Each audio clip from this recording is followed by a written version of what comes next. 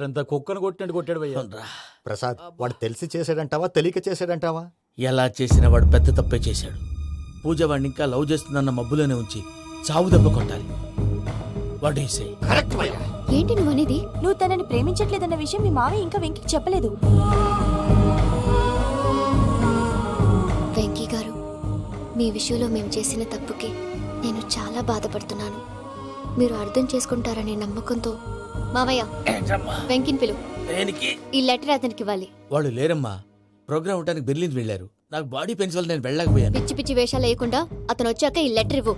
నేను ఇండియాకి వెళ్తున్నాను. అదేంటమ్మా? పెద్ద మావయ్య ఫోన్ చేశారు. తాతయ్య కొంట్లో బాలేదంట. అదేనమ్మా, జాన్సన్ బ్యాంక్. ముందు ఈ లెటర్ ఇచ్చి వెంకికి సారీ చెప్పు.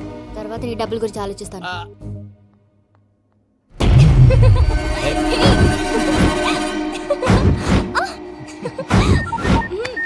అన్నా ఆ పని మీద ఉన్నా, రేపే చెంగల్రాయుడికి స్పాట్.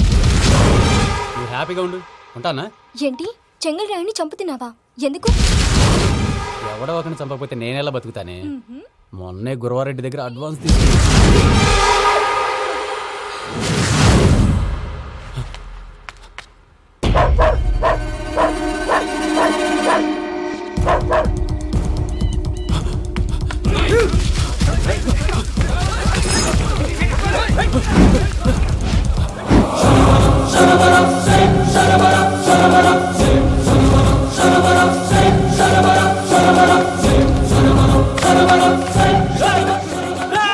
నేను నాకన్నా నా శత్రువుల గురించి ఎక్కువ ఆలోచిస్తా.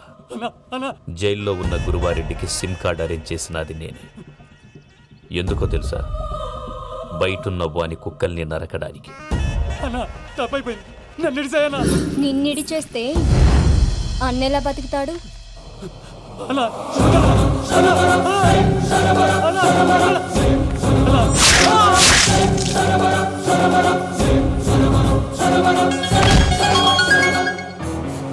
హలో అన్నా, పూజమ్మ వచ్చేసి. ఏమైంది తాతయ్య? వచ్చినావమ్మా? నిన్ను చూసానని అనుకోలేదు తల్లి. తాతయ్య, నేను పోయేలోగా నువ్వు బావని పెళ్లి చేసుకుంటే చూసావని ఉందమ్మా. బావని పెళ్లి చేసుకుంటానని మాట చేసుకుంటుంది మావయ్య.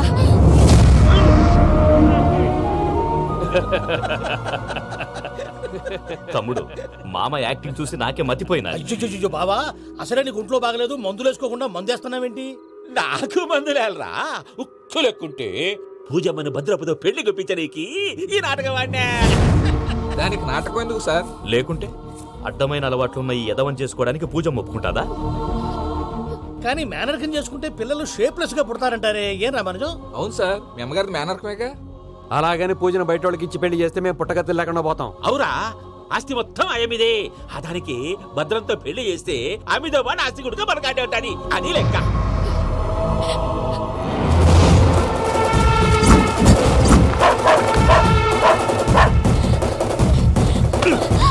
నువ్వెంత ప్రయత్నించినా ఈడ నుంచి తప్పించుకోలేవు.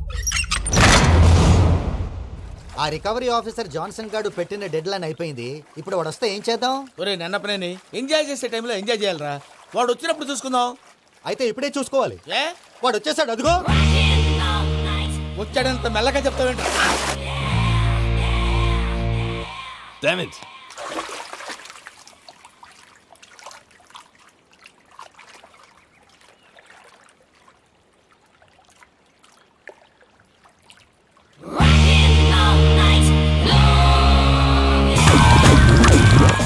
Irresponsible scoundrels. Instead of paying my money you are enjoying here, you can't cheat me. Where is my money?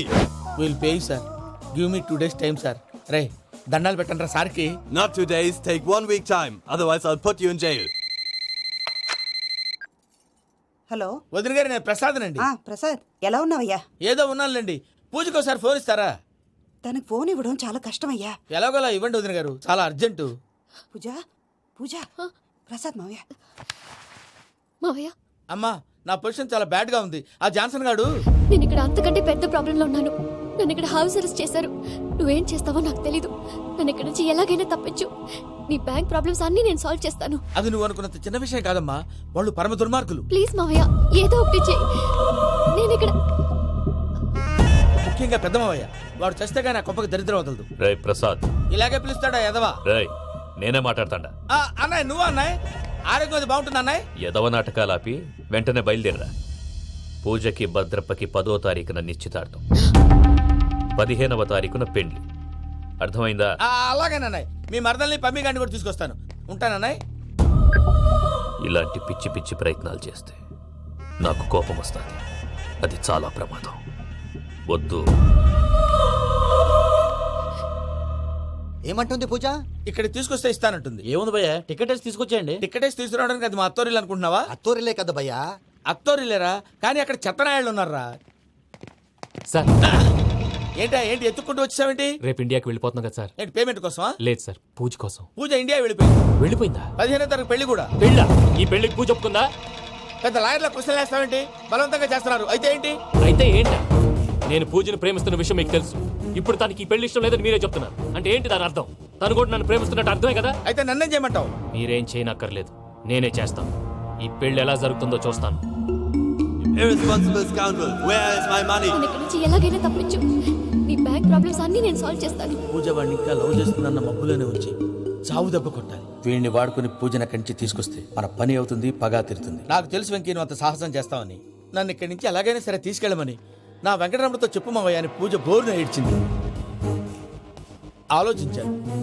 వాళ్ళ కర్కోటకులు, నువ్వా ముక్కు పచ్చలారని పసిబిడ్డవి. వాళ్ళ మధ్యకి నిన్ను ఎలా పంపించను? పువ్వు ఉన్న చోట ముళ్ళుంటుంది, ప్రేమ ఉన్న చోట ప్రమాదం ఉంటుంది. నా పూజ కోసం ఎలాంటి ప్రమాదాన్ని ఎదుర్కోవటానికైనా నేను రెడీ.